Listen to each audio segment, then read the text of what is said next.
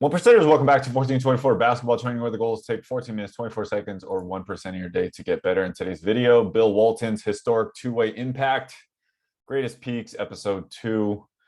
I'm Coach Tommy. I'll be moderating or talking through this, reacting. Blazer mania, that fiery mountain man beard, and countless injuries that ended his prime as soon as it began. His first 2 seasons were shortened by an assortment of ailments before. I normally watch stuff on 2X because I just try to consume as much stuff, learn as much stuff, and especially when it's like entertainment stuff, I don't feel like I need to watch it, but I'll do it on 1.5. If you guys want me to do it on 2X, if you're a 2X like me, let me know, and then I'll watch some of these in 2X. But what do I know about Bill Walton? He's a Clippers broadcaster for a while, Portland Trailblazers. He did UCLA stuff. He went to UCLA, one of a brief 2-year super good big men. So let's see what we can learn. Stretch in 1977 and 1978 that yielded an NBA championship and an MVP trophy. So MVP. Just how good were those 2 seasons? Was that brief peak enough to compete with the most dominant centers in NBA history? And was he the greatest passing Throw big it man down, big man. Was he the greatest passing big man? At his best. We started the 80s. So 1977, 1978. Like, when you talk about a basketball player, you have to be able to just call him a basketball player, not call a two-way basketball player. So that stuff already annoys me. You got to play both ends, period. Before we can estimate Walton's impact, it's important to understand the way the game was played before the three-point line. With so many shots funneled into the paint and no extra point for stretching out the court, defensive big men were titans back then. The definitive basketball archetype wasn't a high-flying scoring guard, but a dominant center. And no, not Wilt Chamberlain, but his rival, Bill Russell. Russell's defensive genius reigned over the prior decade, where he won 5 MVPs without being a heavy scorer on offense. That's worth repeating. Wilt Chamberlain once averaged 50 points per game in the season, but the zeitgeist of the I made a video a while ago, obviously, before I got my whopping 600 followers. Thank you for those that are following. But the game changes based on the rules. So you have to understand the rules in order to break the rules. You have to know the rules in order to thrive within the rules where you can bend the rules. So back then, no three-point line, the game is completely different. So in terms of value, you would probably want to get somebody taller, more athletic to protect kind of those close range shots. So being closer to the rim, it's a little easier to shoot. Being further makes it significantly harder. But when you put a line out there that gives a significant, advantage by an extra point, eventually there'll probably be a 4-pointer, and you'll see the game change if there ever is a 4-pointer, or if they move the 3-point line, further back, they've moved it forward, back. So the game changes with the rules. Time was to play like Russell. In 1967, after years of volume scoring, Chamberlain's own coach asked him to play like Russell, shoot less, pass more, protect the paint. And this led to a new record for wins and an end to the Celtics' 8 consecutive title streak. The search for the next Russell peaked in 1969 when a rookie, Wes Unseld, won the MVP by playing a team-centric pass, rebound, and defend role that Russell was glorified for playing. And that's exactly how Walton played, only with greater scoring skill than either Unseld or Russell. As a sophomore in college, he was compared to both Russ and Chamberlain, and is a junior. There's this spectrum, man. I tell you guys, it's like energy management, risk management. This game is about risk management. Like, how much energy do you have? The game is about energy. Life is about energy, right? How much energy do you put towards defense, and how much do you put towards offense? This isn't just in a game. This is a team. This is an individual. How much skill do you put towards offense and defense? Well, in lower levels, right, all you need to do is play super hard defense, press them, and these kids can't dribble yet, so you press them and you steal it. And all your training when they're young, if you want to win, which I don't think is the right way, but you're just training them how to press in the full court, and kids get stolen, and all they do is just make a bunch of layups. And so that's the only skill they develop, and they, go on winning streaks. You win championships, 3rd grade, 4th grade, like, who cares? But there are certain coaches that do that, and they build up these, dominant 3rd, 4th, 5th grade teams because all they do is press these younger kids that don't have any skills yet, and they get steals. So back then, I would want to win in the NBA. I would probably teach a lot of defense, like how to block, how to close out, how to slide, how to get steals, stuff like that, because offense wasn't as developed as it is now. So the rules change, the level of player, the level of skill a player comes into just like middle school with now is really, really high. The level of skill they come into high school is very, very high. But the variance in county to county, school to school, is so wide.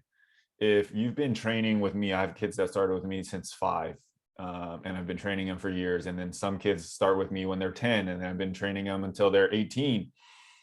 So, and if you come into high school with no training and just your dad or mom who's never ever played a sport, they throw you in and they tell you to try out for freshman basketball, you're going to be way behind. Or, if you're in a crappy little district or a small area where you don't have access to the stuff, it's going to be completely different. So always try to understand the era. Oh my God, look at that jumper. What the hell? Arguably the greatest single game performance. What the heck? His hands are so ginormous. So middle of the forehead, look, and he twists it around.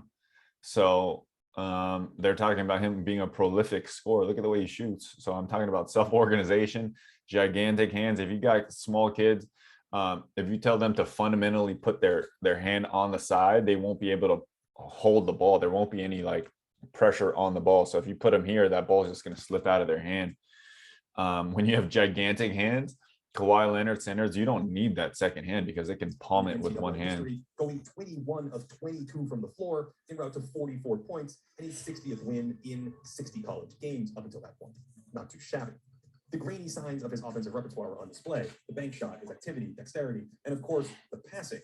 Like most players, Walton probably peaked as a passer later in his career. Intelligence. With slightly more space to work with in the 1980s. Back in 77 and 78, at the height of his overall powers, his passing was defined by hitting swirling cutters from the mid and high post area. Intelligence plus the way the offense is run, plus height to see over these guys, and then anticipation. Some of these were like water polo passes, just flipping the ball overhead. Looks like Jokic right there. But the defining characteristic of these passes was speed and accuracy. Older centers could occasionally. He talks about speed and accuracy. When I talk about passing, right, you got to have the right time, the right type, and the right target. And when I talk about what skills is really needed in basketball, and shooting, jumps up when kids are young, and dribbling is very important. But I've actually kind of switched my stance as shooting being the most important to passing, because I just call shooting passing to the rim. So it's just between dribbling and passing, or defense, or rebounding, something like that. It's going to be passing. So over the years, my philosophy in terms of coaching and stuff like that has resulted in a lot of passing drills and accountable passing drills. So accountable passing drills is shooting. So if you think about it like this, can they hit a cone from 10 yards away, 20 yards away, 30 yards away? Can they throw it through a hoop, like this, 30 yards away, 40, 50, whatever, right? You have to have some type of accountability when you're working on passing to make your passing, better or more accurate. So timing, target, and the right type. So we work on a bunch of different types of passes. So think about that. Maybe if you're a coach. Passes than Walton from these cornerstone spots. But Walton's volume and efficiency was unmatched until that point in time. Note his little hop. So here, right? So the right type of pass, you would never teach somebody to jump to pass or something like this. More traditional coaches, but I'm telling my players that you have to understand the timing, you have to understand the target, you have to understand the right type. So this is not a chest pass, it's not a bounce pass, it's not a hook pass, it's not behind the back pass, but he jumped, right, to get this better angle coming down, and you have to get it on time. Over the top. Portland's half-court game was largely built off cutters buzzing around Walton like this. Again, this is a gigantic hand. Okay, one-handed palming. Okay, he's running around. Puts it in one hand. He's understanding how to protect the ball. It doesn't need two hands to protect the ball. It's just out away from the defender. Here comes that defender. Like this. He has multiple options here if there's any opening. And his speed-accuracy combination resembles a modern quarterback throwing tight short yardage completions. Today, we might just see a crowded lane where everyone's covered, but Walton sees a pass behind the hoop, the only window to thread this needle through. Compare that to another Blazer big, Lloyd Neal, who maintained the hoop. This pass is difficult. Based because you have to know KYP, I call it, know your personnel. Can this guy catch it behind the backboard, and will he actually jump up and through to score this? Does he have good moves around the rim, hook shot, reverse, whatever? if you just throw this to a crappy target or a crappy person, they're just going to catch you here. They're going to get double teamed and they won't do, it'll be a turnover. So KYP is also very, very important. This needle through. Compare that to another Blazer big, Lloyd Neal, who misses a Walton special here, only to have Big Red showing how it's done. Walton's vision again behind the backboard so well at the team level, knowing who's okay. This one's very, very obvious. Walton's vision stems from reading the game. Okay, this is just an entry into the nail, and here comes a quick cut. So well, and then this guy's not paying attention. Okay, this has to be on time, on target. But new age kind of defenders will never let this happen, especially in high school. I mean, these things are pretty obvious. Depends on if he's a threat from here. But offense and defense kind of evolve at the team level, knowing who's supposed to go where and what options are available. With the overplay on the pass, he leads the cutter into space, and again, what accuracy on the release. Walton's also known for his outlet passing. He mostly flung these toward the midcourt after ripping down a rebound. It was almost like a Kevin Love's the best outlet passer. Kevin Love, LaMelo Ball, Alonzo Ball, LeBron. Like some of the other great outlet passers of that era were, and in the limited game footage in public, Jason Kidd. Away from him a bit. Ooh. The more notable weakness to me is passing on the move. Public, the one he tried got away from him a bit. Joker grabs it with a one arm and flips to it. His handle wasn't really functional, and that meant that his half-court passing was largely stationary. Oh, hells no.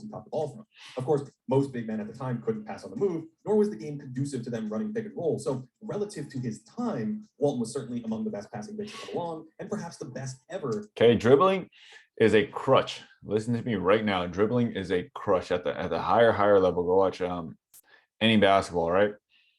All that fancy dribbling, all that stuff, it's a crutch. It's in case of emergency. Okay, break glass in case of emergency. So if you can protect the ball without dribbling, if you can score without dribbling, if you can, one dribble pull up, one dribble step back, one dribble spin, right? Dribbling is a crutch. At finding cutters. Crutch is kind of just being exaggerating, but it's in case of emergency. If you get in a fight, you should know how to fight, but you shouldn't always want to fight. All of Walton's missed games from injury give us insight into his value for Portland. In games where Walton was the only missing rotational player, Portland assisted on 54% of his field goals in 1977 and 1978. Add Walton in, and that number jumped to nearly 58%. His outlet passing had a similar effect on pace. With Walton, the Blazers played at a slightly above average pace for the time, and without him, they averaged 4 fewer possessions a game, which would have... If you play with a good passer and a good passing team, players will in general vibe because they know they'll get the ball. But if you pick a ball and it swings to you and the one dude takes 15 dribbles and talks some shit and then takes 15 more dribbles and throws up a brick, you're never going to want to run. So the pace is going to be ultra slow. I hate that, but it made them one of the slower teams. It's part of the game. The total effect on offense was that the Blazers were 3.7 points better than average with him, but only 1.2 points better without him. That is still a solid offense without Big Bill, largely because his replacements were good scorers. Tom Owens averaged 19 points per game and 4 assists in 1979. If you really only impact your team by 3 points on a 100 points, what was it? 100 points per game?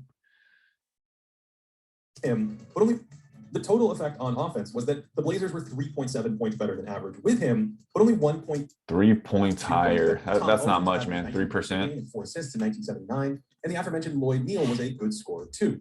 Walton was a similar scorer to those two, at least statistically, going to that jump hook as a bread and butter move. He had nice touch on this, and while it certainly wasn't the sky hook, that's for the next episode, Bill could release this cleanly most of the time without too much of a setup. It was a back to the basket move. If you have big hands, you got to go with a one-handed hook. He could also knock down mid-range jumpers, preferring to go glass on these whenever possible. Big Red could walk into That's these, John but Wooden also right there, man. After a single dribble. His range on these jumpers was maybe out to 17 or 18 feet, probably limited by that funky form that kept his free throw shooting around 70% at his peak. His scoring moves were limited by that Look at his form, that kept bro. his free throw shooting around.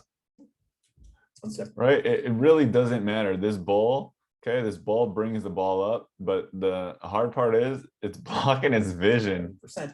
Jesus Christ. At his peak.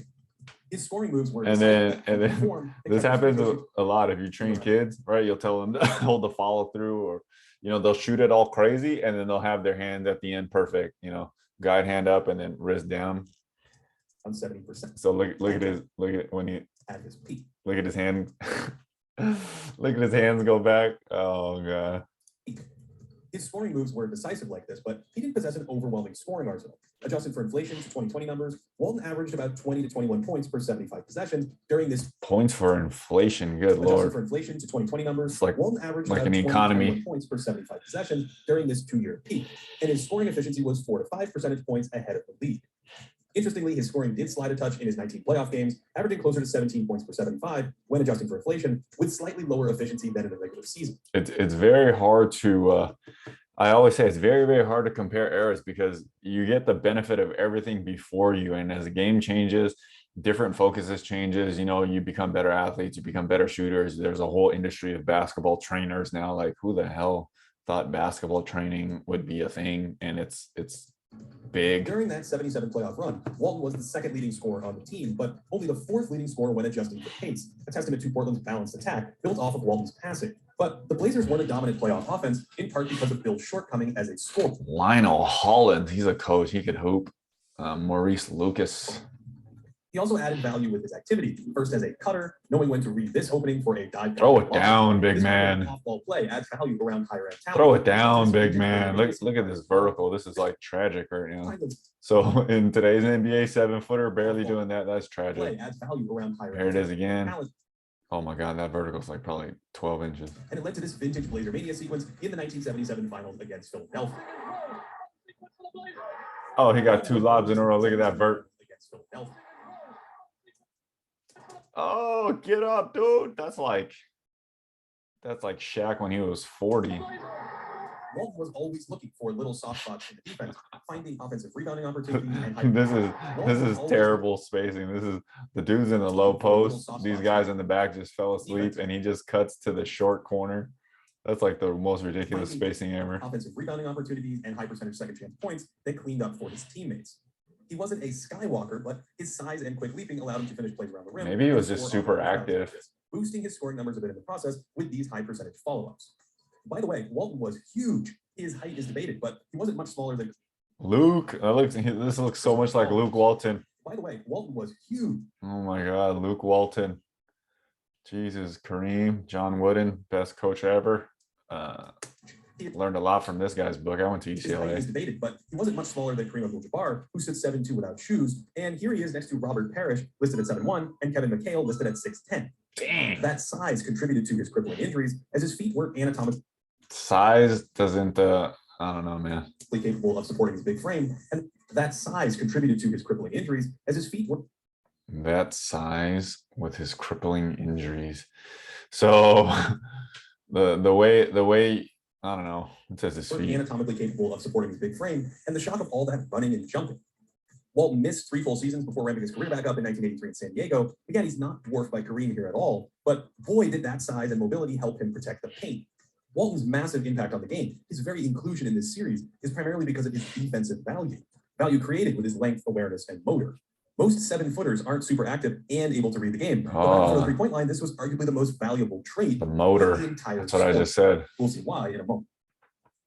Filming birds of prey is not for those who have a fear of heights. I graduated from the practice street in a 200-foot monster. Most climbing trees. Walton was a classic paint protector, and because of the rules back then, he almost served like a goaltender, patrolling the area in front of the hoop and challenging all comers. The dangerous Doug Collins runs almost. So look at this type of play: younger guys, floater, bump euro step, floaters, dunks, alley oops, 360 layups. Patrolling the area in front of the hoop and challenging all comers. The dangerous Doug Collins runs into a wall here, or I guess a Walton. There's a good joke in there somewhere. But Bill was always really well positioned. He sagged off players without the ball in textbook fashion, but was ready to pounce in these spots. He was one of the most active. So how good could a immobile center like this be in the NBA right now? A little tall. That's like Boban. Pretty useless because of the defensive 3 seconds rule. Big defenders in league history, helping when needed or stepping out and challenging shots in the mid-range, ambushing Pete Maravich here, who thought he was in the clear. You'll notice his hands are always out, clogging passing lanes so teams don't sneak those dimes through to cutters like the Blazers did, and his hands were active targeting the ball, here deflecting this jump pass. Like great rim protectors, he was accurate jabbing at the basketball, and he would pull his hand away to avoid fouling at times. Bill's quick bunny hop couldn't get him over the top of the square like some of the great modern shot blockers, and this meant that occasionally strong athletes or crafty finishers could slip one through. Here Bernard King. This is much more like today's NBA athlete. finishers could slip one through. Here he slides down in position, but mistimes his jump, and that throws off the contest a bit, but his typical reactions were quick, and with sound position, he bothered so many shots. He wasn't a stiff, reactions were quick. And with just watching him move, this dude is slow. Like, this athleticism is terrible. Here comes this thing, this big hop down right here. So that thing to bound up for that. So many shots. That is so slow. His typical reactions. And this is like, hold on, I gotta slow this down to normal speed. Jesus Christ, I forget. This is. Let me see how slow that is. But mistimes his jump, and that throws off the contest a bit. But his typical reactions were quick, and with sound position, he bothered so many shots. He wasn't a stiff either, comfortably chasing wings outside the paint to harass their jumpers. He ain't going all the way out there. Then, bigs couldn't really be exposed on an island against quicker players because they didn't have to chase out to the three-point line. The game in those days was built more around the post-up, with offenses running through the center. Unlike Walton, most high-end big men were looking to score more than pass, and that created even more defensive responsibility for the bigs of that era. In the 1977 Western Conference Finals, Walton famously battled Kareem Abdul-Jabbar for 4 games, trying his best to sit on Kareem's lethal skyhook and force him left, with mixed results. That's better than most against. This is awful defense.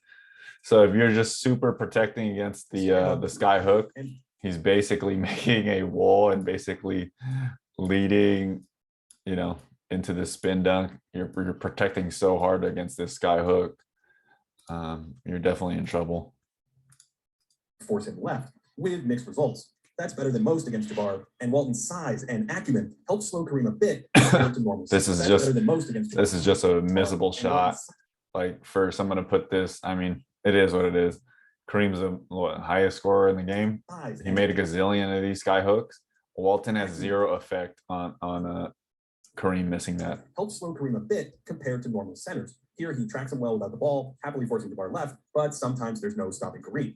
Walton also stayed active, working for better defensive position, here leading to a steal, and against more mortal figures, his man defense was highly effective, banging and then going vertical against Darryl Dawkins in the 77 finals.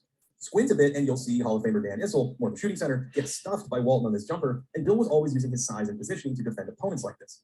He was the original big fundamental, taking a textbook approach to activity, positioning, vertical contests, and so on.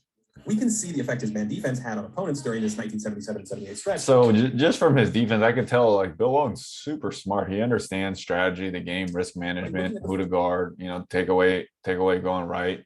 When you get a bunch of cutters going through and these guys are trying to score, you gotta just get some space and block the passes. All-star centers. For instance, Kareem averaged 25.9 points per 36 minutes on 61% true shooting against everyone else, but in 8 games against Walton, averaged 24.5 on 57% true shooting. If we do this for the other 7 all-star centers during these years, only Big Bob Lanier and another southpaw, Dave Cowens, avoid a pretty clear drop-off against Walton. Now, team factor influence data like this, but numbers like these crystallize the effect of a superstar defender. In total, these all-stars scored nearly 2 fewer points per 36 on 4% worse true shooting against Walton, an effect that compares favorably to all but the all-time great post defenders. In many ways, I mean, he's obviously good against the competition he was facing. That's the only thing you can compare them against. Portland was built around Walton on both ends. Their guards could be more aggressive pressuring the ball with Big Bill behind them, while Portland didn't need another paint protector out there to take away from its speed and skill game on offense. If we go back, this reminds me a lot more of like high school basketball. You get one giant, dude to protect the rim, and then all of a sudden all the other players can't play because they don't know what to do. They've never faced a 6'7" guy, a 7-foot guy. When they get in the paint, they're so confused, and just playing longer, more athletic people, smarter people, it confuses players because they've never encountered that type of length or speed. Those games Walton missed, we can see how insanely valuable his defense was. The Blazers gave up about 103 points per 100 in the 26 games with just Walton missing, but only 95.6 with him in the lineup, a jump from the 3rd worst defense in the league to the very best defense in the league. Yep. This is likely beyond the offensive lineup. This is exactly high school. In the 26 games with just Walton missing, but only 95.6 with him in the lineup, a jump from the 3rd worst defense in the league. You can go from 3rd worst to the very best. To the very best if your best player, defensive or offensive, just misses the game. You're a completely different team, especially if that player's, has multiple impacts on the game, like scoring and offense. In defense. This is likely beyond the offensive impact of any player in the first 30 years of the league, perhaps save for Oscar Robertson or Jerry West. Overall, the Blazers were actually outscored in those 2 seasons without Walton. They had a negative with or without equivalent to a 37-win team. But with him, they had a plus 8.5 point differential, a 64 win pace.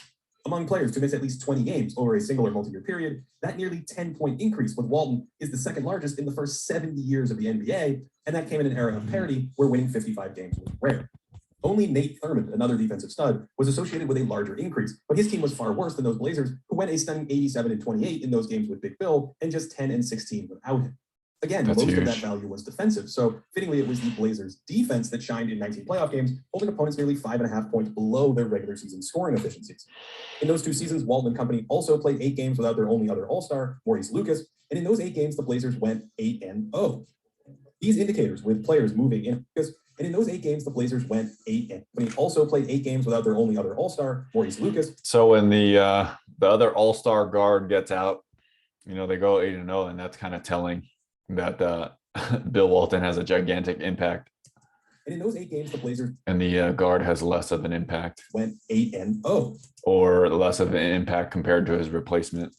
These indicators with players moving in and out of the lineup do still have some noise. We can't say for certain Walton was worth 9.5 points, but 26 games is enough to know that he was likely worth at least, say, 6 points to those Blazers. And that's an historically huge a little number. fake there. Combine that with other factors like Lucas' Left hand hook, playoff performance, and what we can see on film, and it's clear Walton was the linchpin of a budding dynasty. Oh, throw it down, big man. With Michael Thompson, Clay's dad, replacing Walton in the starting lineup and some minor bench changes, the Blazers reverted back to playing just over 500 basketball, reinforcing Bill's massive impact.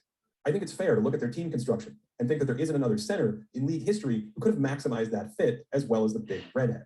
The big Best redhead. impact metrics that reach back in time view Walton as having, say, a top 40 peak in playoff history. His 2-year regular season numbers were similar, by the way, and these metrics respect his defense, likely reflecting how excellent his fit in Portland was. But even in a less optimal situation, they still suggest that he belongs in this kind of conversation. And 3-year playoff percentile, creation spacing. I mean, those are super hard to. How do you rank those? How do you get data on this? Creation spacing, passer rating, offensive load. Given how well his defense and his passing would travel to other teams, I don't think there are 10 centers. Offense all-time mid post passer to cutter, sure, solid, but not great post scorer, sure, short range, short mid range. Just looked like he had some hooks and some banks. Active lob threat, true. Good offensive rebound. He looked like a great offensive rebounder because of the activity. Same thing with defensive rebounding. Elite paint protector, sure. Super active, yep. Active handling threats, yes. Strong post defender, yep. Length, position. I think he's mainly a positional defender. Not a gigantic rim protector, what you would think like a JaVale McGee now. Positional defenders is Jokic. Super good at using his length and position, and his brains can switch out to mid-range and spots against wings. I mean, it's give and take, man. If you got a gigantic center that can protect the paint, and it's a lot to ask him to guard Steph Curry at the 3. History who peaked higher than Bill Walton. For more historical content and to support this channel, head over to. Very, very interesting. Remember, you always got to compare it to the generation, and you can really only compare it against the people that they're playing against. And some of the stats can be misleading, depending on what the idea or the intent of the video. Bill Walton looked like he had a huge impact, but who knows? I mean, he's a Hall of Famer, and yeah, cool little episode. Learned a little bit about Bill Walton, and all right, guys, maybe in a couple days I'll do the episode 3 greatest peaks. Hope you guys had a great Christmas. I think my iMovie is working, so I'll be posting my workout from the other day if you guys are interested in that. Get more balanced than Bill Walton, man. Until next time, take 14 minutes, 24 seconds, or 1% of your day to get better. Peace.